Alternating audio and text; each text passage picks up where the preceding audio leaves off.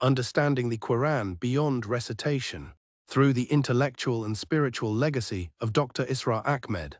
Welcome to IQA Isra Quranic Approach, the Quran as a complete way of life. اللہ کے سوا کسی اور کی اطاعت جس سے اللہ کی معصیت لازم آتی ہو، شرک۔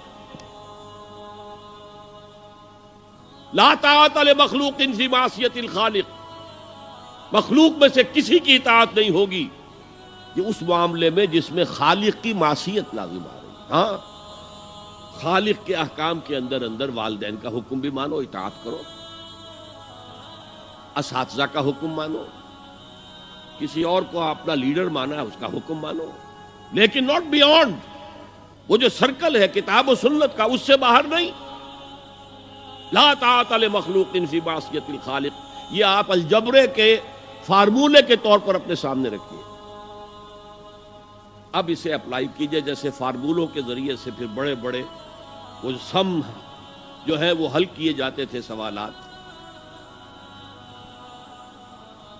صبح کا وقت ہے، آنکھ بھی کھلی ہے، کوئی اذان کی آواز بھی کان میں آئی ہے، آپ کا نفس کہتا ہے ابھی سو جی۔ آپ نے اپنی چادر یا کمبل کو درست کیا اور کروٹ لی اور سو گئے۔ یہ کیا ہے؟ آپ نے کس کا حکم پیچھے پھینکا اور کس کا حکم مانا؟ اللہ کے حکم کو پیچھے پھینک دیا، نفس کے حکم کو آگے رکھا۔ یہ شرک،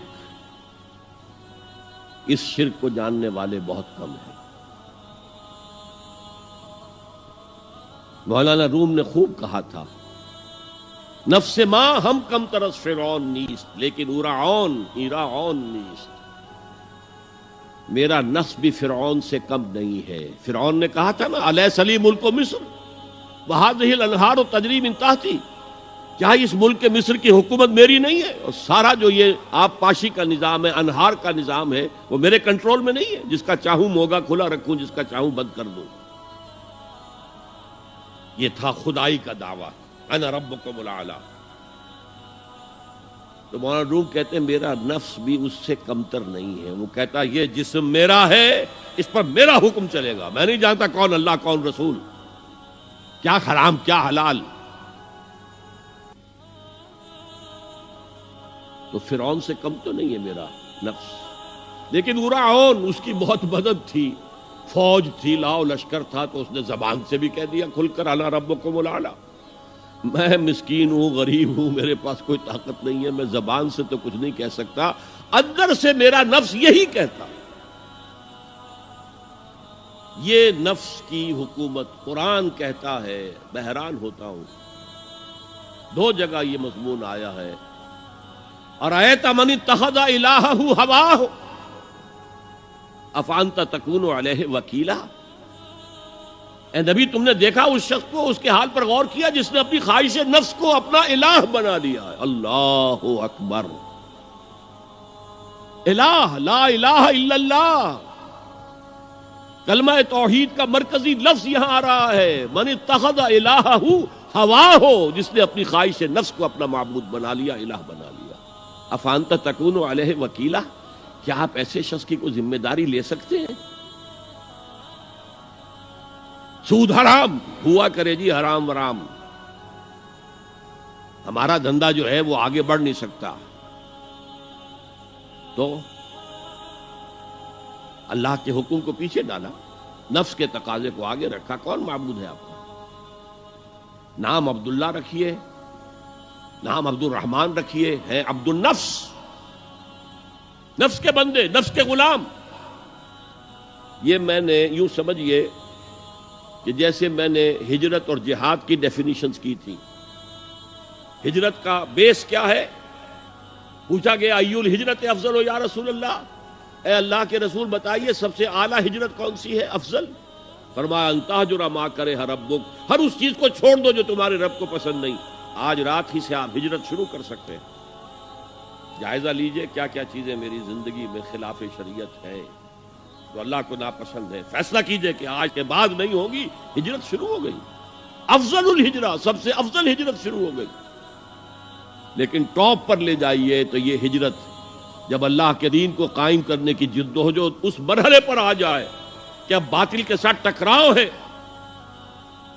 اور اب چاہیے کہ ساری قوت ایک مرکز پر جمع ہو جائے، ہجرت فرض کر دی گئی، وہ ہجرت گھر بار چھوڑ کر، اہل و عیال کو چھوڑ کر اور مکے کے بھیڑیوں کے رحم و کرم پر چھوڑ کر اپنے گھر والوں کو جو لوگ ہجرت کر کے آئے، حکم تھا۔ ہجرت مدینہ فرض تھی، ہجرت حبشہ فرض نہیں تھی، صرف اجازت تھی کہ جن سے سختیاں نہیں جھیلی جا رہی مزید وہ چلے جائیں۔ تو ہجرت کا یہ ابتدائی نقطہ، انتہا یہ جہاد، المجاہد من جاہد نفسہ، جہاد تو یہاں سے شروع ہو گیا، اپنے نفس کے خلاف جہاد کرنا۔ صبح نفس نے کہا ابھی سو جاؤ، آپ نے نفس کی بات کو رد کیا، اپنا کمبل اٹھا کے پھینکا، اٹھے، وضو کیا، نماز کے لیے آپ مسجد چل دیے، آپ نے جہاد کیا نفس کے خلاف۔ یہ افضل الجہاد ہے، اور سب سے چوٹی اوپر یہ ہے کہ جب وہ حق و باطل کی جنگ ہو تو جان ہتھیلی پر رکھ کر میدان میں حاضر ہو۔ جی دوستو، جیسے کہ آپ لوگوں نے آج کی ویڈیو دیکھی ہے کہ ماشاءاللہ اللہ کے سامنے بہت خوبصورت بیان کیا ہے کہ اگر ہم اللہ تعالیٰ کے کسی اور کے سامنے جھکتے ہیں تو وہ شرک کہلاتا ہے، تو ہمیں شرک نہیں کرنا چاہیے، صرف اور صرف اللہ تعالیٰ کی عبادت و اطاعت کرنی چاہیے۔ ہاں، اگر ہمیں ماں باپ کی خدمت بھی کرنی چاہیے تو وہ بھی اسلام کے دائرے میں رہ کر بھی ہمیں اپنے ماں باپ کی اطاعت کرنی چاہیے۔ اگر ہم شیطان کی بات مانیں، اللہ تعالیٰ کی بات نہ مانیں، کسی اور کی بات مانیں تو یہ بھی شرک کہلاتا ہے۔ تو دوستو، امید کرتا ہوں کہ ویڈیو آپ لوگوں کو پسند آئی ہوگی، آپ لوگوں نے کچھ سیکھا ہوگا۔ اگر کچھ سیکھا ہو تو اس پر عمل کریں تو انشاءاللہ زندگی آسان ہو جائے گی۔ تو دوستو، اگر ویڈیو آپ لوگوں کو پسند آئی ہو تو ہمارے چینل کو لائک کریں، سبسکرائب کریں اور زیادہ سے زیادہ شیئر کریں۔ شکریہ۔